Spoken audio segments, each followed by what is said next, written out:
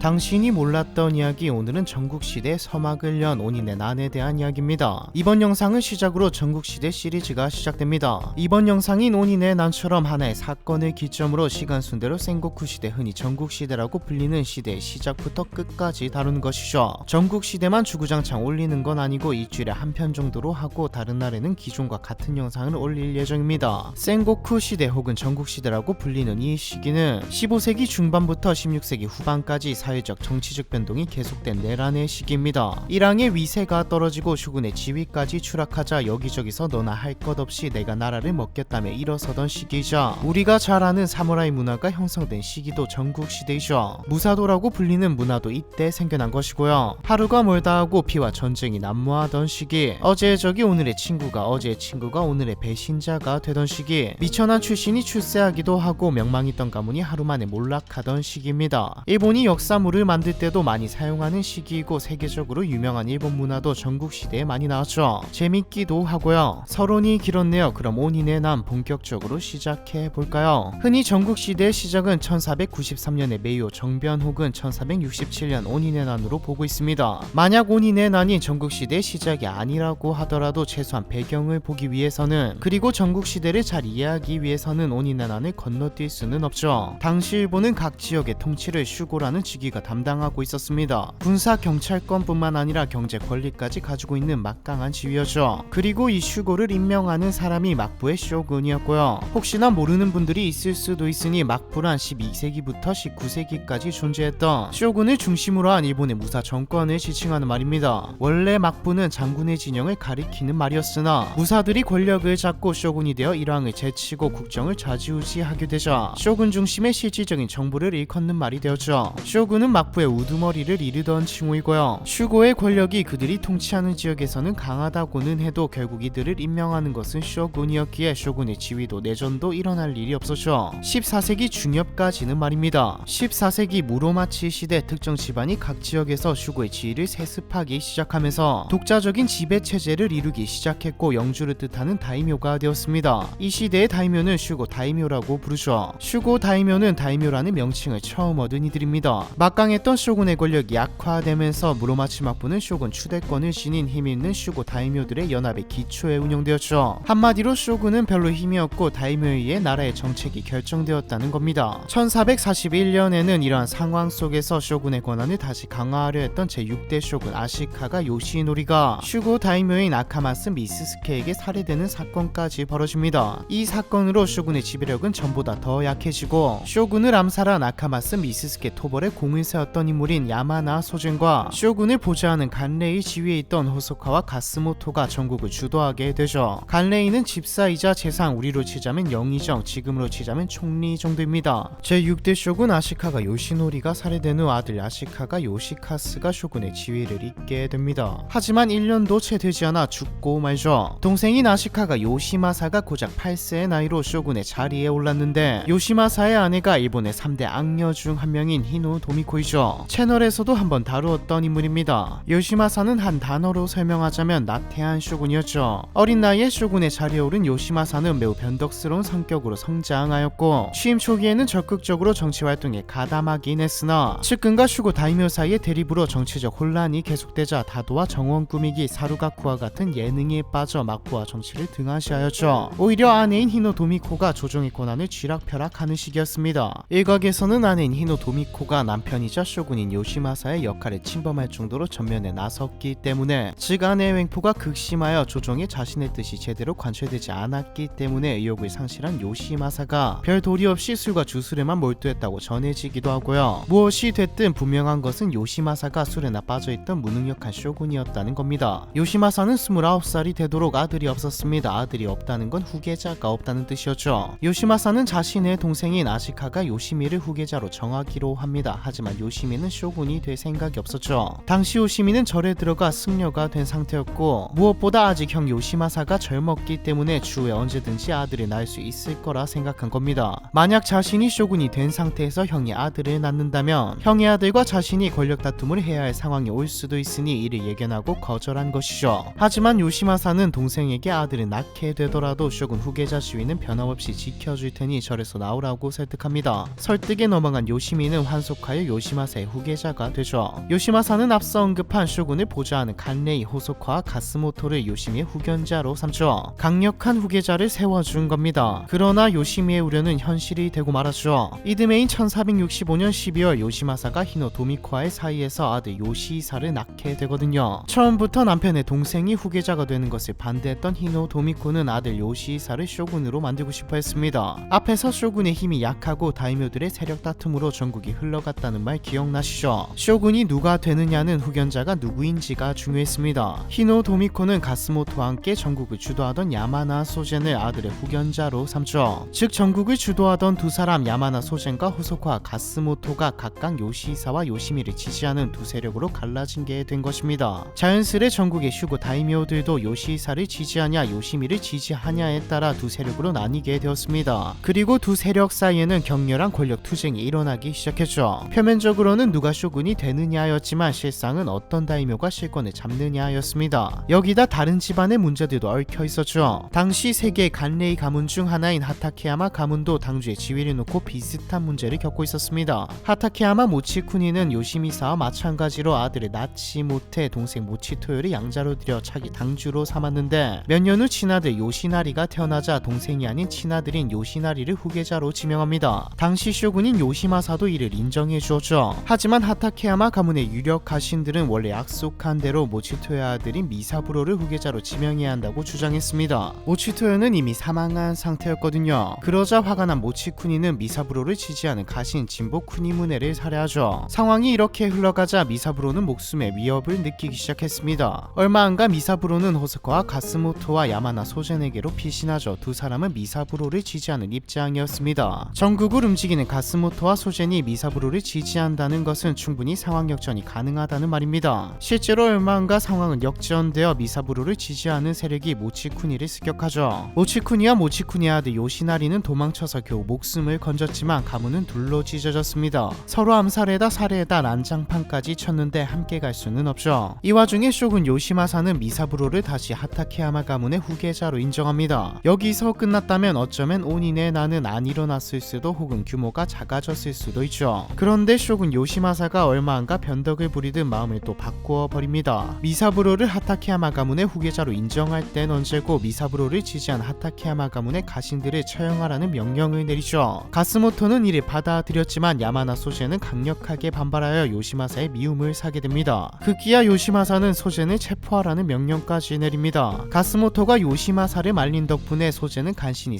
사면되었지만 1460년 교토에서 추방되어 타지마로 내려가게 되죠. 이 사건으로 인해 미사부로는 후계자 자리에서 내려오고 요시나리가 다시 후계자가 됩니다. 얼마 안가 모치쿠니도 사망하고 요시나리가 정식으로 하타케야마 가문의 당주가 되죠. 당주가 된 요시나리가 가장 먼저 한 일은 그동안 눈에 가시와도 같았던 미사부로와 그의 추종 세력을 제거하는 일이었습니다. 요시마사도 요시나리를 인정해 주었고 자신이 권력도 잡았기에 차츰차츰 충분히 할 수 있는 일이었죠. 그런데 요시나리는 너무나도 성급히 움직였습니다. 쇼군인 요시마사에게 이렇다 할 보고도 없이 즉 허락도 받지 않고 미사부로를 공격하며 이는 쇼군과 상의를 거친 것이라고 거짓말을 했죠. 이 일로 인해 요시나리는 쇼군 요시마사의 신임을 차츰 잃어가게 됩니다. 게다가 얼마 안가 요시나리가 호소카와 가스모토의 영지까지 공격하면서 가스모토와도 척을 지게 되죠. 가스모토는 얼마 안가 요시나리를 내쫓기 위해 미사부로를 옹립할 계획을 세우는데 한편 교토에서 쫓겨났던 소젠은 입장이 바뀐 상태였습니다. 그동안 요시나리와 함께 야하타 신인 토벌에 나서며 많이 친밀해진 상태였기 때문에 소젠은 요시나리에 대해 우호적인 입장 즉 요시나리의 편에 선 상태였죠. 1459년 가까스로 사면받아 교토로 올라온 미사부로는 안타깝게도 병으로 사망하고 맙니다. 이때 가스모토는 미사부로를 지지하던 가신단과 함께 미사부로의 동생 마사나가를 하타케야마 가문의 당주로 추대하죠. 1460년 9월 22일에는 쇼군 요시마사도 마사나가의 가독 승계를 인정하면서 요시마사와 사이가 안 좋아진 요시나리는 추방됩니다. 하지만 이것이 요시나리의 끝은 아니었죠. 요시나리는 가와치의 악산성이라는 곳에서 농성하며 항전하다가 쇼군 요시마사의 추토군이 악산성을 공격하자 이곳저곳으로 도망치며 목숨을 부지했습니다. 그러다 1463년 8월 쇼군 요시마사의 어머니가 사망하며 내려진 대사면령으로 사면되죠. 역사 속에서 권력의 맛을 봤던 인물들이 그렇듯 요시나리도 기회를 엿보며 야망을 놓지 않았습니다. 1466년 요시나리는 야마나 소젠의 지원을 받아 대군을 이끌고 교토로 돌아오게 되죠. 이듬해인 1467년에는 쇼군 요시마사가 소젠에게 설득당하면서 마사나가와 호소카와 가스모토의 양해도 없이 요시나리를 관저로 불러들입니다. 그리고 3일 뒤 소젠의 저택에서 열린 연회에서 요시마사는 요시나리를 하타케야마 가문의 당주로 인정하고 마사나가에게 교토의 저택을 요시나리에게 양도하라는 명령을 내리죠. 마사나가는 강력히 반발하다가 열이 너무 뻗쳐서 갈레이 자리에서도 물러납니다. 이때 야마나 소제는 곧바로 자신의 일파인 시바 요시카도를 마사나가의 후임으로 임명하죠. 이로써 막부의 요직은 사실상 소젠과 요시나리의 편이 가득 차게 됩니다. 얼마 뒤 야마나 소제는 동맹 세력의 병력을 모아 쇼군의 관저를 장악한 뒤 쇼군 요시마사로부터 요시나리가 마사나가를 무력으로 공격할 수 있도록 승인을 받아내죠. 마사나가는 가미고려 신사에서 벌어진 전투에서 요시나리에게 패배하며 가스모토에게 피신합니다. 마치 형 미사부로가 피신했던 것처럼 말이죠. 달라진 점은 갈등의 규모가 훨씬 더 커졌다는 것과 엄청난 힘을 가지게 된 소젠이 반대편에 서게 되었다는 것이었습니다. 호소카와 가스모토는 여기서 지면 자신도 어떻게 될지 모른다는 생각을 했죠. 더 이상 물러날 곳이 없었습니다. 가스모토는 시코쿠 등지에 있는 자신의 영지에서 군사를 모아 교토로 직결시키죠. 쇼군 후계자 네분과 하타케야마 일족의 내분을 계기로 야마나 소젠 일파와 호소카 가스모토 일파의 대립은 무장 충돌로 확대되었고 두 세력은 교토에서 본격적으로 전투를 벌이기 시작했습니다. 오니네 난의 시작이었죠. 오니네 난이 시작되자 전국 각지의 군사들이 교토로 모여들기 시작하였습니다. 갈등으로 촉발된 난에서 무사들은 물론 무사를 파견한 다이묘들까지 만약 자신이 선택한 쪽이 이긴다면 이전과는 비교도 할 수 없을 만큼의 권력과 부를 얻을 수 있을 거라 생각했습니다. 대의와 명분이 아닌 자신의 직접적인 이득과 연결되어 있었기에 전투는 더 치열해졌죠. 처음엔 교토에서 가까운 지역에 영지가 있던 가스모토의 세력이 우세했습니다. 가스모토는 유리한 틈을 타 야마나 소젠과 소젠의 추종 세력을 몰아내고 쇼군의 관저를 장악한 뒤 쇼군을 보호한다는 명목으로 요시마사의 신병을 확보했죠. 야마나 소젠은 교토를 남북으로 가로지르는 대로인 오미야 도올이 서쪽의 병력을 직결시킵니다. 주둔한 위치에 따라 호소카와 가스모토 일파는 동군, 야마나 소젠 일파는 서군이라고 불리게 되었죠. 온인의 난을 기록한 온인키에 따르면 당시 동군은 16만, 서군은 11만 이상의 병력을 거느린 상태였습니다. 그리고 본격적으로 전투가 일어나기 시작하죠. 앞서 말했듯 초기에는 호소카와 가스모토의 동군이 우세하였습니다. 하지만 각지에서 원군이 도착하면서 서군도 세력을 회복하게 되었고 얼마 안가 오우치 마사히로가 1만여 명의 대군을 이끌고 교토로 들어오면서 판세는 뒤집어지게 되죠. 갈등의 주인공 요시미는 급히 다른 지방으로 피신하고 1468년부터는 전투가 교토뿐만 아니라 도성 외곽 지역으로까지 확장되었습니다. 이때 간토와 도호쿠 지방 규슈 남부 지역의 무가들 사이에서도 대규모 분쟁이 벌어지면서 교토에서 시작된 내란은 전국으로 퍼지게 되었죠. 1468년 9월 피신해 있던 요시미는 요시마사와 가스모토의 설득으로 다시 교토로 돌아와 동군에 가담합니다. 그러나 이때는 이미 히노 도미코의 아들 요시사를 차기 쇼군으로 옹립하려는 움직임이 본격화된 상태였죠. 얼마 안가 요시미와 친한 아리마 모토이에라는 인물도 살해되었습니다. 가스모토마저 요시미를 신경 쓰지 않기 시작하면서 요시미는 다시 산으로 출가하죠. 그러자 이번에는 야마나 소젠 측인 서군이 사신을 보내 요시미를 새로운 쇼군으로 추대합니다. 서군은 쇼군 요시마사와 별도로 요시미를 중심으로 한 독립된 막부의 통치 체제를 갖췄죠. 요시미의 후견인이 가스모토였다는 것과 요시사의 후견인이 소젠이었다는 점을 생각하면 아이러니한 상황입니다. 말 그대로 어제의 친구가 오늘의 적인 상황이죠. 동쪽과 서쪽의 두 개의 막부가 병립하면서 두 세력의 대립은 교착 상태에 빠졌습니다. 길어진 전란은 몇 번이나 불타버린 교토를 생지옥으로 만들어버렸죠. 여기다 전국 각지에서 장마와 홍수까지 터지면서 강에는 시체가 쌓일 정도였습니다. 그러던 1471년 서군에 가담했던 아사쿠라 다카카게라는 인물이 동군으로 돌아서면서 전세는 동군에 유리하게 변화하기 시작했죠. 동시에 교토의 상경에 있던 각지의 슈고 다이묘들은 자신들의 영토에까지 전란이 확대되면서 교토에서의 싸움에만 전념할 수가 없게 되었습니다. 오랜 전투로 인해 재정 상태도 매우 어려워졌죠. 차츰 동서 양군 모두 전쟁을 혐오하는 기운이 감돌기 시작했고 1472년부터 호소카와 가스모토와 야마나 소진의 화해 교섭이 시작되었습니다. 하지만 화해가 실현되지는 못했죠. 이동안 히노 도미코는 엄청난 돈을 벌었습니다. 무능한 남편 대신에 막부의 인사 문제까지 관여할 정도로 권력을 휘두르게 되었고, 양측 가문의 높은 이자로 전쟁 비용을 빌려주면서 돈놀이를 했죠. 천하의 화폐가 모두 도미코에게 몰려있다고 말할 정도였습니다. 그리고 끝나지 않을 것 같던 나는 1473년 3월 18일과 5월 11일 가스모토와 소젠이 차례대로 사망하고, 요시마사가 아들 요시히사에게 쇼군직을 넘기고 은거에 들어가면서 끝이 보이기 시작하죠. 차기 쇼군도 정해진 데다 전쟁을 일으킨 두 주역도 죽었으니 이제 명분도 딱히 없어졌습니다. 소젠의 손자 야마나 마사토요와 가스모토의 아들인 호소카 마사모토 사이에도 교류가 생기기 시작하더니, 둘은 서군의 주력인 하타케야마 요시나리와 오우치 마사히로의 세력을 함께 공격했죠. 서군에 참여했던 이시키 일족도 동군으로 돌아서며 동군이 승기를 잡게 됩니다. 1476년부터는 동군과 서군도 화해의 움직임으로 바뀌기 시작했습니다. 결국 1477년 9월 하타케야마 요시나리는 철수하고, 12월에는 오우치 마사히로를 비롯한 서군의 슈고 다이묘들 역시 자신들의 병력을 교토에서 철수시킵니다. 서군의 쇼군이던 요시미도 요시마사에게 사실상 손을 들면서 서군은 해체되죠. 그렇게 11년이나 이어진 온인의 난은 종결되었습니다. 온인의 난은 끝났지만 일본은 전국시대로 접어들게 되죠. 가까스로 전쟁을 끝냈는데 더 큰 내란이 생긴다니 이유가 무엇일까요? 이는 동군과 서군이 세력을 넓히는 과정에서 승리를 위해 기존의 격식 질서를 무시하고 무사들을 등용했기 때문입니다. 온인의 난 전개 과정을 보시면 막부는 사실상 휘둘리기만 했다는 것을 알 수 있죠. 막부의 권위는 바닥에 떨어졌고 지배 체제는 붕괴되었습니다. 지위를 역전시키기 위한 하극상의 풍조는 만연해졌고, 막강했던 슈고 다이묘의 지배력도 약화되어 가신이 세력을 키워 스스로 영주가 되는 경우도 빈번해졌죠. 원래 이야기는 막장일수록 재밌고 역사는 난세일수록 흥미진진한 법입니다. 일본의 역사학자 나이토 코나는 이런 말을 해줘. 일본의 역사는 온인의 난 이유만 알면 충분하다. 강한 자들만이 살아남는 시대, 전국시대의 서막을 연 온인의 난에 대한 이야기, 이번 편은 여기까지입니다.